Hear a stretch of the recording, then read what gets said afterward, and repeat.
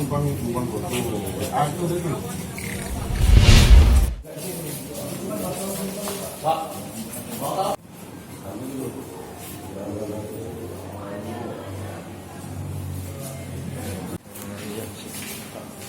Angka ya? Tunjuk itu nak? Ya surat itu kak. Nah ya. Ini sebagai korlap di kecamatan Banyasin Tigo, Kabupaten Banyasin, kami sangat kecewa. Di mana dalam hal ini temuan kami caleg yang berinisial KHM bermain money politik. Kami sebagai warga khususnya Banyuasin sangat kecewa. Dalam hal ini pun peran serta pemerintah desa juga ikut. Bahkan 26 desa di Kecamatan Banyasin 3 itu ikut berperan serta. Khususnya kepala desa yang desa Ujung Tanjung yang berperan dalam hal ini. Buktinya apa kak? Hah? Buktinya apa? Bukti yang kita amankan salah satunya kain berupa saksi dengan uang. Kalau untuk khusus bapak-bapak dikasihnya satu sarung sama uang 100.000 pecahan 50. Ibu-ibu dikasih baju setelan sama uang 50.000. Tujuannya kak? Apa? Untuk memenangkan ini? Untuk memenangkan KHM tadi. Dalam hal ini kabupatennya yang dikoordinir oleh caleg juga yang inisialnya ialah HN. Ini caleg ini untuk DPR apa Pak? DPR RI.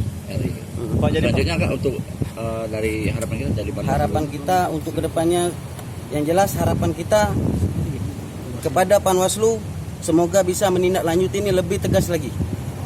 Ya, kami menginginkan adanya luber pemilu ini. Oke.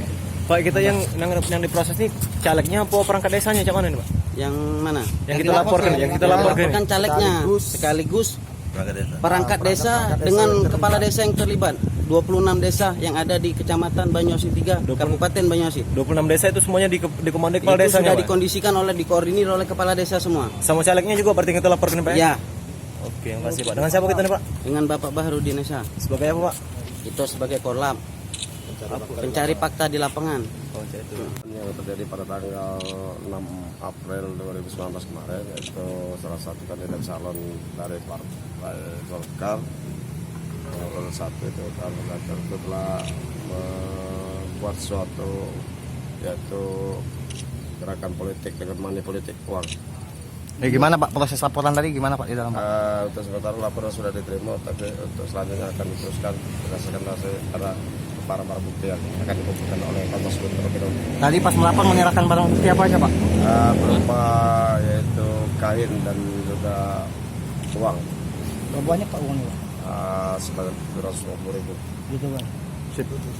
Yang jelas kami ini karena kami lembaga Bawaslu Kalimantan, kami menerima semua laporan, bukan hanya dari ngadu ini saja. Jadi siapapun masyarakat Sumatera Selatan yang punya hak pilih berhak untuk melaporkan apa yang diketahui dan apa yang dilihat.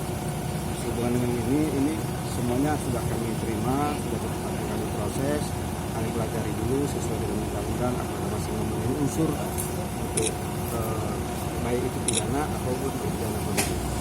Saya kira itu nanti semua akan diproses oleh staf kami yang membidangi penanganan pelanggaran ini dan akan kami rilis hasilnya nanti. Pada saat hasilnya sudah didapat, bagaimana ketentuannya akan kami rilis di pengumuman Bawaslu. Pak, barang buktinya itu apa Pak? Kalau ini kan barang bukti itu kan bisa saja, baik yang namanya pelaporan ada barang bukti, ada yang saksinya, nanti kan kita pelajari semua. Nah, kapan kejadiannya, di mana kejadiannya itu akan kita pelajari. Hari ini ada tanggal 22 April 2019. Memungkinkan tidak untuk kita teruskan atau bagaimana, kan di dalam undang-undang ada masa berlaku temuan, laporan itu. Nah, itu akan kami pelajari semua. Ya, tidak.